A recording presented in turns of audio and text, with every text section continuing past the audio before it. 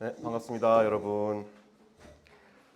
오늘은 여호수아에 대한 이야기를 계속 진행하도록 하겠습니다. 오늘 메시지의 제목은 해가 멈춘 날 정말 멈춘 것은입니다.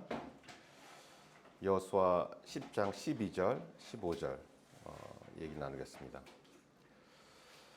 오늘 우리가 본문에서 볼 내용은 성경 중에서 몇 가지 우리가 좀 기억할 만한 어쩌면 좀 충격적이게 느껴지기도 하고 좀 되게 기이한 이야기가 나오는데 한 사람이 전쟁을 치르는 중에 전쟁 도중에 하늘을 향해서 외칩니다. 태양아, 너는 기본 위에 머무르라 라고 외쳐요. 그리고 성경은 어떻게 그걸 기록하냐면 태양이 하늘에서 그 자리에 머물렀다라고 기록하고 있습니다. 우리는 보통 이런 성경 말씀을 보면 제일 먼저 관심이 가는 부분이 이거 정말 가능해? 해가 진짜 멈췄어? 많죠. 홍해가 진짜 갈라졌나요? 진짜 갈라졌어요? 요단강이 진짜 갈라졌나요? 만나가 진짜 있나요? 이제 우린 이런 것들에 관심이 되게 많죠. 과학적으로 가능해요? 근거가 있나요? 해가 멈추면 지구 자전이 멈추고 우리 다 날아가는 거 아니에요?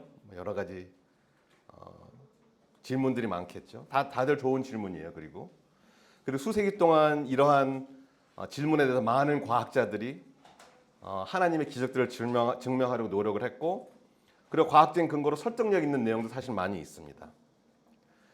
우리는 기본적으로 신자들이기 때문에 성경에 있는 말씀을 믿습니다. 왜냐하면 사실 홍해, 요단강, 만나 이 모든보다 사실 더 큰 기적을 우리는 믿는 것이 있죠. 뭐냐면 우리는 신앙의 근본이기 때문에 이런 믿음이 뭐죠? 바로 제일 큰 기적이 예수님의 죽으심과 부활이잖아요. 그런데 우리는 그 부활의 초자연적인 현상보다 사실 더 우리가 이거 정말 이게 믿어지나라고 생각하는 게 뭐냐면 우리는 그 사건으로 인해서 우리 죄가 사해지고 우리가 새로운 피조물로 재창조가 된다는 사실. 사실 저는 이게 믿어진다는 게 예수님이 죽었다가 다시 부활하신 거를 믿는 것보다 훨씬 더 저는 놀라운 믿음이라 생각하거든요.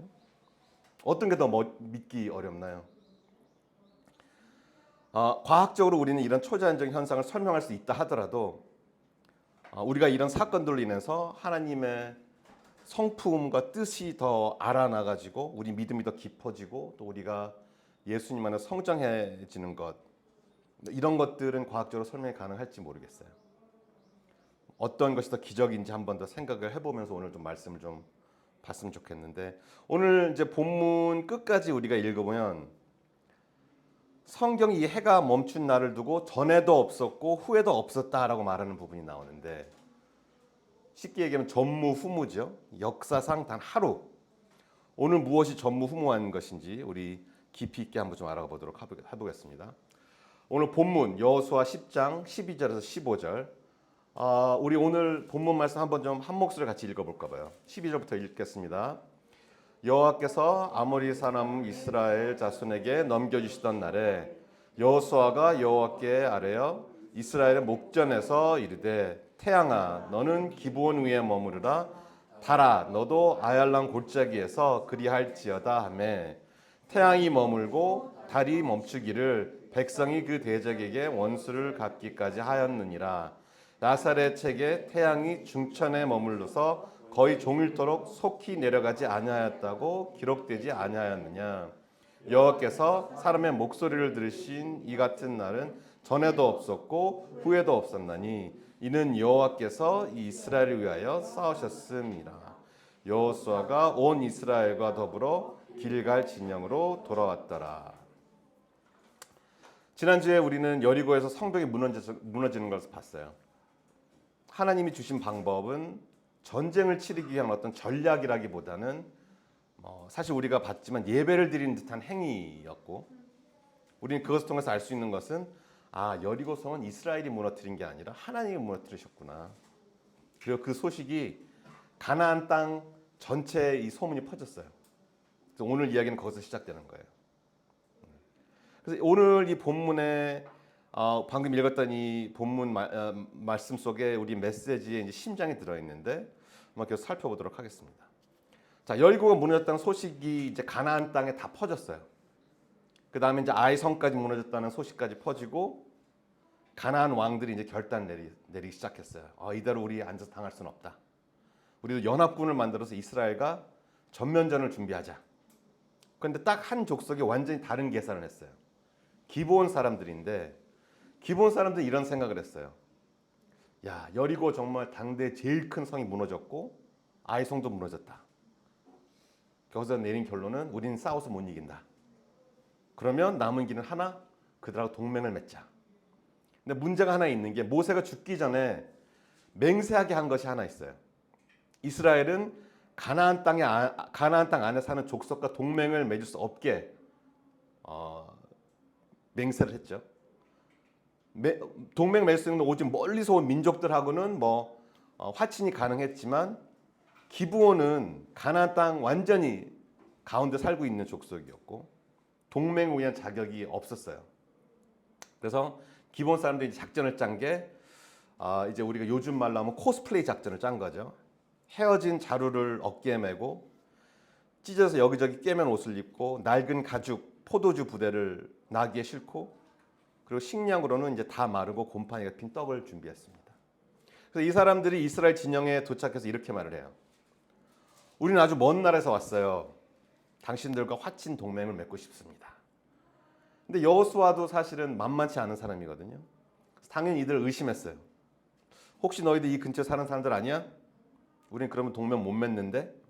그때 기브온 사람들이 이제 비장의 카드를 꺼낸 게 이 떡을 보세요. 저희가 집에서 떠날 때는 따끈따끈했는데 오는 길이 너무 멀어서 이렇게 다 마르고 곰팡이가 났어요. 신발을 보세요. 제 옷을 보세요.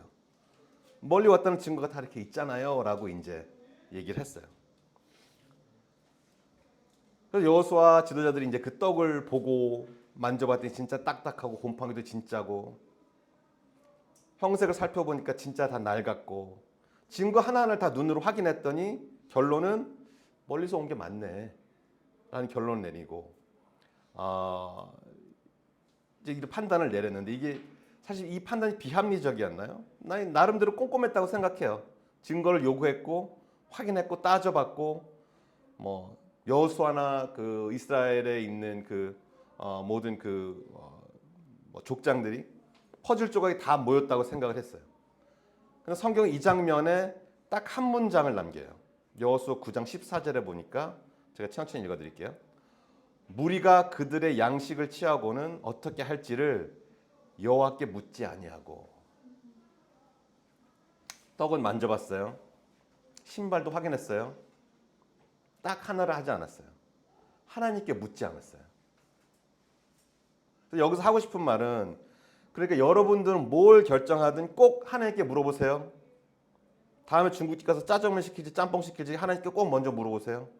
이런 말이 아니에요. 오늘 본문은 그보다 훨씬 더 깊은 다른 얘기를 하고 있는 거예요. 이 문장 오늘 한번 꼭 기억해 보세요. 여호와께 묻지 아니하고. 이게 오늘 이야기의 첫 번째 이제 축인데 조금 있다가 우리가 또 다른 또 문장이 있어요. 그래서 이제 이거랑 짝이 되는 문장인데 그건 우리가 좀 이따 얘기를 하기로 하고. 근데 어떻게 됐나요? 그래서 이스라엘은 기브온과 일명 화친 조약을 맺었어요. 동맹을 맺는 조약을 맺었어요. 여호와의 이름으로 맹세까지 해요. 그리고 정확히 사흘 후에 3일이 지난 후에 모든 것이 들통이 나요. 기브온은 먼 나라가 아니었고 걸어서 한 3일 정도만 걸으면 그 바로 옆 동네에 있다는 것이 이제 밝혀지기 시작해요. 자, 우리가 한번 이스라엘 백성이라고 한번 생각해 볼게요. 우리가 완전히 속은 것을 안 후에는 어떤 마음이 들까요? 이 동맹 약속 이거 무효 아니야? 사기잖아. 그러니까 속아서 한 약속이잖아요, 우리가. 억울한 건 우리 쪽인데. 실제로 이스라엘 온 회중이 지도자들을 원망했어요. 우리 당장 쳐들어가서 기본 족속을 없애버리자는 이런 분위기 내부적으로 상징적으로도 그렇고 왜냐하면 속임수로 성립된 계약은 무효다. 사실 지금도 그렇거든요. 지금도 우리가 비즈니스에서 계약을 체결할 때 상대방이 말하는 모든 것이 사실이 아닐 경우 모든 책임을 진다는 조항은 무조건 들어가요. 그런데 족장들은 이렇게 대답을 해요. 여호수아 9장 19절 한번 들어보세요. 모든 족장이 온 회중에게 이르되 우리가 이스라엘의 하나님 여호와로 그들에게 맹세하였은즉 이제 그들을 건드리지 못하리라. 건드리지 못해요. 왜? 딱 하나의 이유. 그 약속에 여호와의 이름을 걸었기 때문이에요. 근데 이게 중요한데 이 약속을 물을 수 없게 만든 것은 이스라엘 사람들의 체면이 아니었어요. 우리 한번 내가 계약했는데 그래도 끝까지 뭐 내가 뱉은 말은 내가 책임져야지 이런 이슈가 아니라 계약에 의한 기본의 권리도 아니었어요. 기본 권리가 없죠. 속에서 계약을 했는데. 그 약속 위에 세워진 제일 중요한 것이 뭐였냐면 하나님의 이름이었어요. 그럼 이제 진짜 질문이 있죠. 자, 그렇다면 하나님은 이 약속을 어떻게 하실까? 하나님께 묻지도 않았고 뭐냐면 여리고 같은 경우는 하나님이 어떻게 하라라고 다 말씀을 주셨잖아요. 아이성도 한번 묻지 않고 쳐들어갔다가 실패해서 나중에 하나님께서 작전을 주셔가지고 허락을 하신 다음에 아이성도 점령을 했고 하나님께서는 나한테 묻지도 않았는데 그리고 너희들이 알아서 속아서 처음부터 맺지 말았어 할 약속인데 너희가 저지른 일은 너희가 알아서 해 수습해 라고 하셨을까? 아니면 늘 그렇듯이 우리의 생각과 상상의 한계를 넘는 해결책을 주셨을까? 이제 이게 우리가 궁금한 부분인데, 자 여기서 일이 더 커져요. 가나안의 5 왕이 기브온이 이스라엘과 동맹을 맺었다는 소식을 들었어요. 그래서 여기서 이 왕들이 대책을 세워요. 그들이 보기에는 이 기브온은 완전히 배신자예요. 5 왕의 연합군이 이끌고 이제 기브온을 먼저 치기로 합니다. 우리 배신자부터 처리하자. 그래서 기브온이 포위가 돼요. 그리고 살 길은 하나밖에 없어요. 동맹국의 구조 요청을 해야 되는 거예요.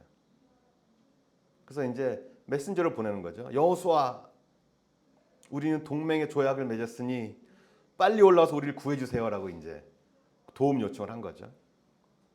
여기서 좀 아이러니가 보이세요? 속고 맺은 약속 하나 때문에 이스라엘이 이제 남의 전쟁에 휘말려 들어가게 됐어요. 그것도 5대1 싸움에 그 1편에 속해서 불리한 싸움을 도와야 되는 상황이고 거기에 도와주려면 밤새 산길을 행군해서 이미 지친 상태에서 싸워야 돼요. 이게 이제 실수의 하중이라고 우리가 느껴야 되는 건데 우리가 실수를 하면 그 결과가 시간이 지나면 없어지는 게 아닌 것 같아요. 우리가 뭔가 실수를 하면 그 무게는 언젠가 반드시 우리가 짊어져야 될 날이 오는 것 같아요. 그런데 그 밤에 하나님이 여호수아에게 말씀을 하세요. 여호수아 10장 8절에 보니까 그때 여호와께서 여호수아에게 이르시되 그들을 두려워하지 말라. 내가 그들을 네 손에 넘겨주었으니 그들 중에서 한 사람도 너를 당할 자 없으리라. 여호수아 10장 8절입니다. 넘겨주었다. 이미 완성형, 하나님은 항상 이렇게 완료된 완료형으로 이렇게 말씀하시죠. 이미 내가 너한테 다 주었다. 그런데 이 말씀이 어떤 상황 속에서 주신 말씀인가가 중요해요. 하나님 약속을 먼저 해주시고 그거를 이제 너한테 주었다가 아니라 이번에는 하나님께 묻지도 않고 맺은 약속, 속아서 맺은 약속. 이런 상황 속에서 하나님은 그 약속을 무르지 않으셨어요. 야, 그건 너희들이 실수했으니까 없던 걸로 하자. 이러지 않으셨어요. 오히려 그 약속 편에 서셔서 그 약속을 여호수아와 이스라엘이 지킬 수 있도록 도와주세요. 왜 그럴까요? 왜? 전투가 벌어집니다. 그리고 이 다음 구절을 제가 기록된 그대로 읽어드릴게요. 여호수아 10장 10절로 11절이에요. 여호와께서 그들을 이스라엘 앞에서 패하게 하심으로 여호수아가 그들을 기브온에서 크게 살육하고 벳호론에 올라가는 비탈에서 추격하여 아세가와 막게다까지 이르니라. 그들이 이스라엘 앞에서 도망하며 벳호론의 비탈에서 내려갈 때 여호와께서 하늘에서 큰 우박덩이를 아세가에 이르기까지 내리심에 그들이 죽었으니 이스라엘 자손의 칼에 죽은 자보다 우박에 죽은 자가 더 많았더라. 성경에는 계속 이런 무거운 장면들이 나와요. 많은 사람들이 죽었어요. 그것도 하나님이 내리신 우박에 사람들이 마저 죽었대요. 우린 이런 부분들을 아무렇지 않게 그냥 읽고 다음으로 넘어가지 말고 이 무거움도 우리가 믿음으로 잘 이해하는 것을 저는 성경을 제대로 읽는 것이라고 생각합니다. 다시 말씀드리자면 이 많은 사람들이 죽는 것이 하나님의 좋아하는 편이 아니기 때문에 괜찮다. 이렇게 생각하면 안 된다고 저는 생각해요. 이건 하나님의 심판이에요. 하나님의 공의와 정의의 심판. 하나님은 모든 사람들 공의롭고 정의로운 분이시기 때문에 이런 죽음들이 뭘 의미하는지도 우리는 생각을 해봐야 된다고 저는 믿습니다. 그래서 성경은 오늘 심판이 갑자기 터진 일이 아니라고 말을 하고 있어요. 하나님은 가나안 땅의 죄악에 대해 수백 년을 기다리셨고 창세기 때부터 미리 말씀하셨어요. 아브라함에게도 말씀하셨어요. 아직 가나안 땅에 죄가 차지 않았으니 400년 동안 기다렸다 그때 너희한테 땅을 주겠다라고 말씀하셨거든요. 이것은 이제 참으신 끝에 온 심판이에요. 오늘 우리가 본 것들이. 그리고 오늘 우리가 봐야 할 것은 뭐냐면 하나님께서 하나님의 이름으로 맺어진 약속을 지키신다는 것인데 상황과 방법이 다 옳지는 않았지만 그것 역시 하나님께 아무것도 아닌 일이 아니었다는 거예요. 그러니까 그냥 잘못 나온 말 한마디로 끝나는 것이 아니었다. 하나님은 우리의 실수도 어쩔 때는 악한 뜻도 하나님의 큰 선하신 계획에 사용하신다는 것을 우리 오늘 좀 기억해 볼 필요가 있을 것 같고 어떤 면에서는 전쟁이 일어날 수밖에 없었고 하나님이 개입해야 할 수밖에 없는 상황이었다고 저는 생각합니다. 하나님의 신실하심은 절대로 값싼 것이 아니에요. 그거를 우리가 항상 우리 구원에 대해서 생각할 때 정말 하나님의 뜻에 대해서 생각할 때 심판에 대해서 생각할 때 우리는 항상 좀 기억을 했으면 좋겠습니다. 그래서 전쟁이 진행이 되면서 전투는 이스라엘 쪽으로 기울었을 때 연합군이 이제 이 가나안 연합군이 도망치기 시작하는데 그때 여호수아에게 문제가 하나 있어요. 그 문제는 시간이에요. 해가 지고 있고 어두워지면 연합군은 흩어지고 도망칠 것이고 살아남은 연합군의 왕들은 또 훗날을 도모할 것이고 그럼 오늘도 많은 희생이 있었지만 앞으로 전쟁이 끝나지 않고 계속 길어질 것을 알았다는 것이죠. 그래서 그거를 안 여호수아는 해가 지는 것을 보고 본 그대로 읽어드릴게요. 천천히 들어보세요. 여호와께서 아모리 사람을 이스라엘 자손에게 넘겨주시던 날에 여호수아가 여호와께 아뢰어 이스라엘의 목전에서 이르되 태양아 너는 기브온 위에 머무르라 달아 너도 아얄론 골짜기에서 그리할지어다 하며 태양이 머물고 달이 멈추기를 백성이 그 대적에게 원수를 갚기까지 하였느니라. 전쟁을 치르는 가운데 먼지와 함성 속에서 여호수아가 일개 한 명의 사람이에요. 그냥 하늘 향해서 소리쳐요. 태양아 머무르라 라고 소리쳐요. 그리고 성경은 어떻게 기록하냐면 태양이 멈췄다라고 기록되어 있어요. 아까 우리 그 질문 해가 진짜 멈췄나요? 어떻게 멈췄나요? 본문은 그 부분에 대해서 어떻게를 설명하지 않고 있어요. 지구가 자전을 멈췄는지 빛이 특별하게 굴절이 된 건지 하나님이 어떤 방법을 쓰셨는지 우리는 성경 본문은 알 수가 없습니다. 그런데 여러분 우리가 그 질문보다 먼저 봐야 될 게 있어요. 우리가 지금 다 해가 멈췄다의 밑줄을 긋고 있을 때 성경은 사실 다른 데 조명을 하고 있어요. 다음 구절을 보면 아실 겁니다. 여기서 10장 14절 오늘 본문 전체의 심장인데 제가 읽어드릴게요. 한 단어도 놓지 마시고 한번 들어보세요. 여호와께서 사람의 목소리를 들으신 이 같은 날은 전에도 없었고 후에도 없었나니 이는 여호와께서 이스라엘 위하여 싸우셨음이니라. 자, 다시 읽어드릴게요. 여호와께서 사람의 목소리를 들으신 이 같은 날은 전에도 없었고 후에도 없었나니 보이시나요? 성경이 전무후무하다고 밑줄 그은 것은 해가 멈춘 것이 아니에요. 우리는 이게 너무 와 정말 해가 멈췄을까 하지만 사실 성경 그 기적보다 더 큰 기적이 하나님이 사람의 목소리를 들으셨다는 거예요. 근데 여기서 오해하면 안 되는 게 그러면 그 전과 후로는 하나님은 사람의 소리를 안 들으시나요? 성경 전체는 그 반대를 얘기하고 있어요. 왜냐하면 의인이 부르짖을 때 여호와께서 들으시고 시편이 노래하고 성경 전체가 증언하는 것이거든요. 하나님은 늘 우리의 기도를 들으시는 분이에요. 그럼 뭐가 전무후무한 걸까요? 원어를 보면 여기 들으셨다는 그냥 듣는 게 아니라 사람의 말대로 움직였다라는 뜻이에요. 한 사람의 외침이 하늘의 질서가 응답한 날이라는 거거든요. 마치 하나님이 사람의 말을 따르신 것처럼 보이는 것. 이걸 얘기하는 거예요. 그런 날은 전에도 없었고 후에도 없었다. 자, 그럼 계속해서 성경이 제일 중요하게 생각하는 부분은 이런 자연의 현상, 지금 보는 하늘의 현상 이런 것들이 아니라 성경이 제일 중요하게 생각하는 부분은 하나님의 자세라는 걸 우리가 알 수 있어요. 생각해 볼게요. 태양이 뭐예요? 태양도 그냥 하나님 만드신 거예요. 창세기 1장에 하나님 말씀 한마디로 걸어두신 등불 같은 게 태양인데 그걸 잠시 세워놓으시는 거 이게 하나님한테 그렇게 놀라운 일인가요? 그렇게 우주를 지으신 분이 그런데 전쟁터 먼지 속에서 소리치는 그것도 자기가 창조하신 피조물 일개 한 사람의 목소리에 몸을 굽혀 귀를 기울이셨다는 것. 성경은 그걸 진짜 기적이라고 얘기를 하는 거예요.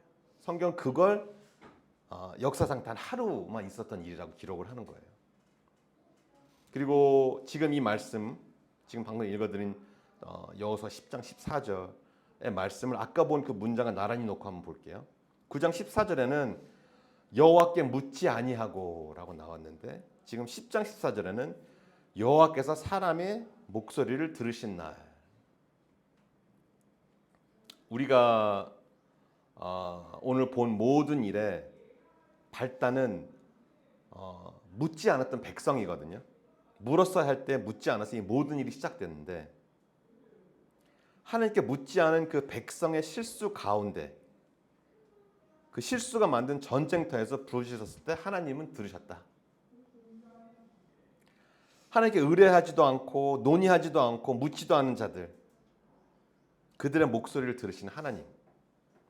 저는 이 대목이 해가 멈춘 것보다 더 큰 기적이라고 생각을 합니다. 근데 여기서 또 이런 생각도 그럼 할 수 있을 것 같아요. 우리는 잠깐 그러면은 하나님 이름을 걸고 약속하면 하나님 다 책임져 주시겠네? 그럼 모든 하나님 이름을 걸면 되겠네? 제 생각에는 반대인 것 같아요. 우리가 지금 생각해 보는 것은 내가 하나님 이름을 걸면 하나님이 움직이신다. 하나님의 이름이 내가 누리는 어떤 누르는 버튼 같은 것이겠죠. 누르면 하나님이 작동하시는. 근데 오늘 본문에서 하나님의 이름은 버튼이 아니었어요. 하중이었어요. 무게. 그 하중에 이스라엘 손이 있던 게 아니라 하나님의 이름의 무게는 고스란히 하나님 어깨에 얹힌 무게였어요. 그러니까 이게 무슨 말이냐면 이스라엘은 함부로 하나님 이름을 걸었을지 모르지만 그 책임은 이스라엘 백성이 져야 했지만 그 무게는 하나님이 대신 지신 거다. 하나님이 이걸 해야 돼서 하신 게 아니에요. 실수가 없었던 일이 되는 게 아니에요. 실수는 실수대로 남아요. 아까 말씀드렸다시피. 약속을 물으면 온 가나안 족속들 앞에서 이스라엘의 어떻게 생각하면 제일 큰 무기, 가나안 족속들이 제일 무서워하는 그 하나님의 이름이 땅에 떨어지는 거예요. 전쟁을 치르면 5대 1이라는 불리한 상황에서 많은 희생이 뒤따를 수밖에 없는 상황이에요. 그런 상황에서 하나님은 이스라엘 백성 대신 그 무게를 대신 지신 게 오늘 이 상황이 설명해 주는 것 같아요. 그리고 아까 말씀드린 전에도 없었고 후에도 없었다.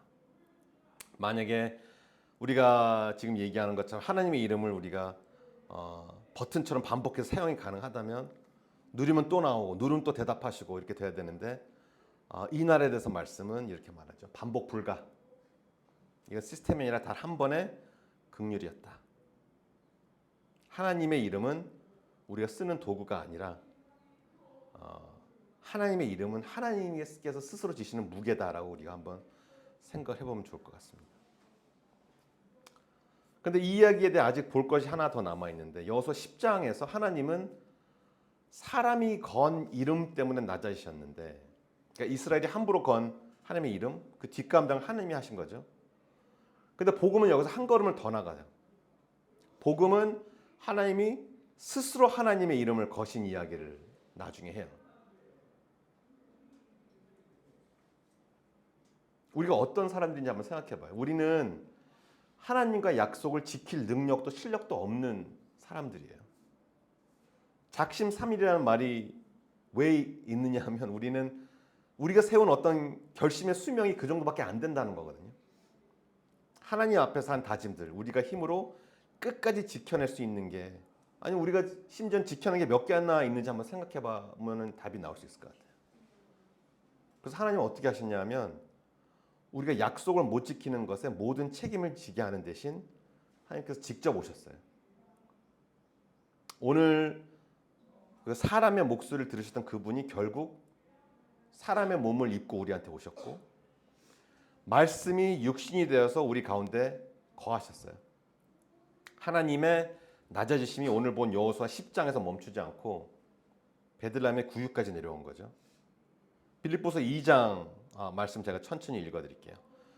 그는 근본 하나님의 본체시나 하나님과 동등됨을 취할 것으로 여기지 아니하시고 오히려 자기를 비워 종의 형체를 가지사 사람들과 같이 되셨고 사람의 모양으로 나타나사 자기를 낮추시고 죽기까지 복종하셨으니 곧 십자가에 죽으심이라.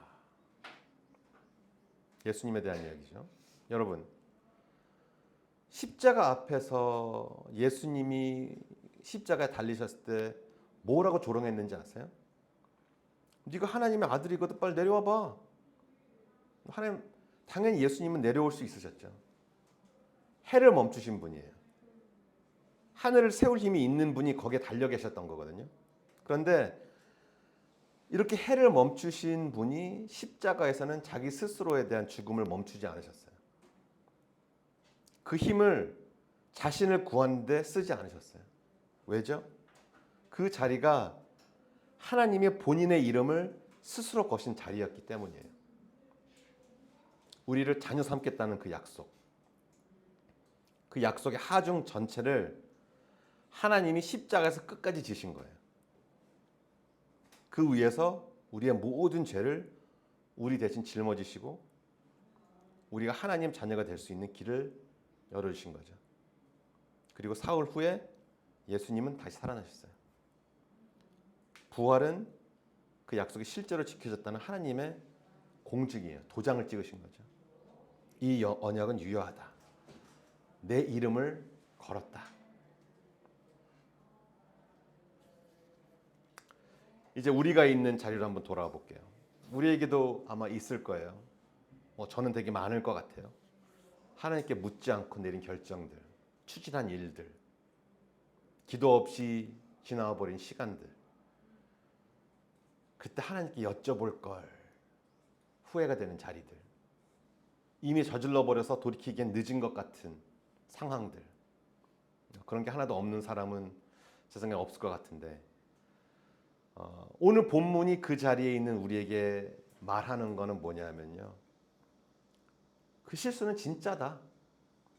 그 일이 없던 일이 되지 않는다. 그리고 그 하중도 진짜다. 오늘 전쟁 이후에도 기브온은 이스라엘 가운데서 평생 함께 살았듯이 우리의 실수의 흔적도 우리의 삶에 아마 남을 거예요. 그런데 그 하중을 지고 계신 분이 있어요. 나의 실수는 하나님의 신실하심을 취소하지 못해요. 그래서 오늘 우리가 해야 하는 건 이제부터 꼭 기도하고 결정하겠습니다라는 그런 결심이 아니라 우리가 오늘 하는 건 딱 하나. 묻지 않고 실수했던 그 날 위에도 신실하심으로 우리와 함께 계신 그분, 그 하나님을 믿는 게 우리가 오늘 해야 될 일이에요. 우리 이제 수련회가 이제 며칠 안 남았죠. 처음 만나는 친구들도 있을 거고 수련회를 생각하면서 마음이 설레는 사람도 있을 거고 좀 뭐 긴장되는 사람도 있을 거고 뭐 여러 가지 마음속에 이제 감정들이 있겠지만 그 수련회도 우리가 뭔가를 잘 준비해서 우리 계획한 일들 우리가 원하는 대로 이루어질 것을 믿고 가는 게 아니라 우리는 우리에게 우리가 하는 모든 일들의 이름을 거신 하나님이 함께 가시기 때문에 우리는 이 수련회도 가는 거라고 우리가 생각하고 갔으면 좋겠습니다. 우리는 어디를 가든 어떤 일을 하든 우리는 그 한 가지 사실만 붙잡고 가면 된다고 저는 믿습니다. 오늘의 문장인데 오늘 이야기 한 문장으로 담으면 해가 멈춘 날 정말 멈추지 않은 것은 하나님의 신실하심이었다. 그리고 하나 더 있어요. 오늘은 묻지 않는 날에도 들으시는 하나님. 여러분 오늘 우리가 이 자리에서 예배를 마치고 또 주일을 마치고 또 내일 세상에 들고 나갈 것은 또 하나의 우리의 어떤 숙제나 부담이 아니에요. 우리가 들고 나갈 것은 이 하나님의 변함없는 성품이에요.